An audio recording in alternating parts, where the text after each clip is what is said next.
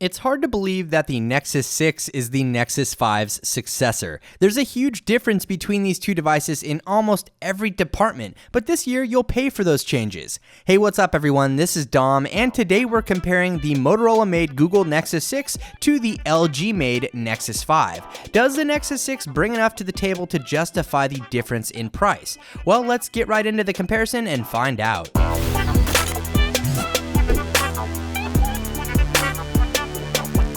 The Nexus 5 was a steal of a deal when it was first released. In fact, it's still a great device. For the money, it's hard to find a comparable smartphone with the same software experience. The Nexus 5 is loaded up with Android 5.0 Lollipop, and even after being outdated by better specifications and other smartphones on the market, it still runs like a bouse. With the Nexus 6, you're getting the latest and greatest that this industry has to offer. It's running Android 5.0 Lollipop and overall will offer the same exact software interface and features as its predecessor. With both of these devices, you're getting a pure Android experience, just as Google intended it to be. As for specifications, Google's Nexus 5 features a 4.95-inch IPS display with a resolution of 1920 by 1080, coming in at 445 pixels per inch. We also have a quad-core Snapdragon 800 processor clocked at 2.3 GHz, an Adreno 330 GPU, 2 GB of RAM, and a 2300 mAh battery. These specs may seem a little behind the times, but don't underestimate the optimized power of Lollipop. The Nexus 5 is still buttery smooth. This year, Google and Motorola have teamed up to bring us the Nexus 6, and there's quite a lot happening with it.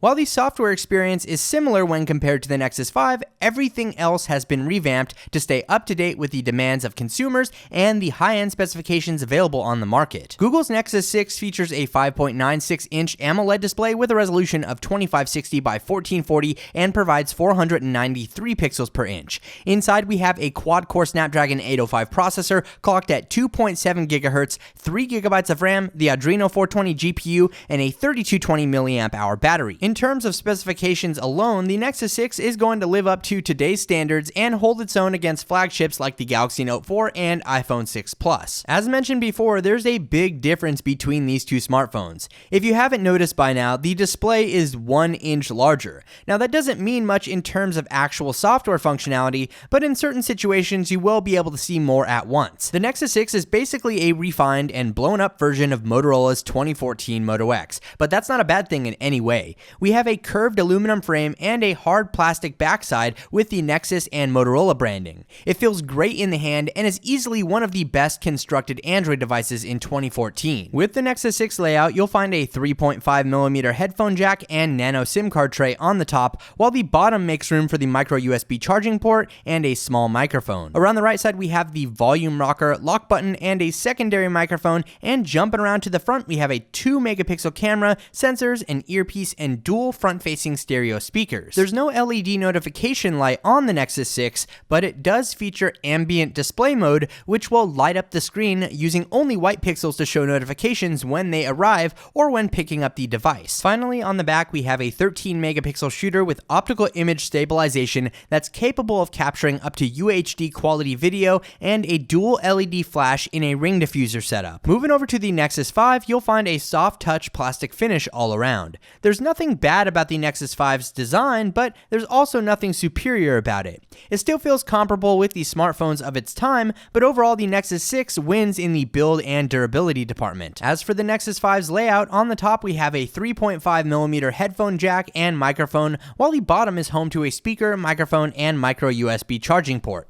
On the left side we have our volume rocker, and moving along to the right side you'll find the lock button and micro SIM card tray. On the front you'll find an earpiece, a 1.3-megapixel front-facing camera, and an LED notification light. And finally, on the backside we have the Nexus and LG branding present, along with an 8-megapixel camera and LED flash. It's also important to note that both of these devices feature wireless Qi charging, but the Nexus 6 also comes packed with a special turbocharger for Motorola that will provide up to 6 additional hours of battery life from a single 15-minute charge session. When it comes to the software experience, you won't find much different between these devices. They are both running Android 5.0 Lollipop and offer a smooth and snappy interface with animations and fluid transitions. I was actually quite surprised how well the Nexus 5 performed when compared to the Nexus 6. As mentioned, there's a big difference in specifications between the two, but it's clear that you're mostly paying for the build quality and what's on the inside if you choose to go with the Nexus 6. I'm a big fan of Lollipop, but at the end of the day, Lollipop is still Lollipop and a Nexus is still a Nexus. Whether you're using a Nexus 5 or Nexus 6, you'll get the same smooth, unadulterated Android experience from Google. Don't get me wrong, the Nexus 6 is a very quick device, but that doesn't mean the Nexus 5 will be left in the dust. It's still a great smartphone, and if you'd like to check out my Nexus 5 or Nexus 6 review, I'll leave those links below. As for camera performance, the Nexus 6 offers some improvements over its predecessor.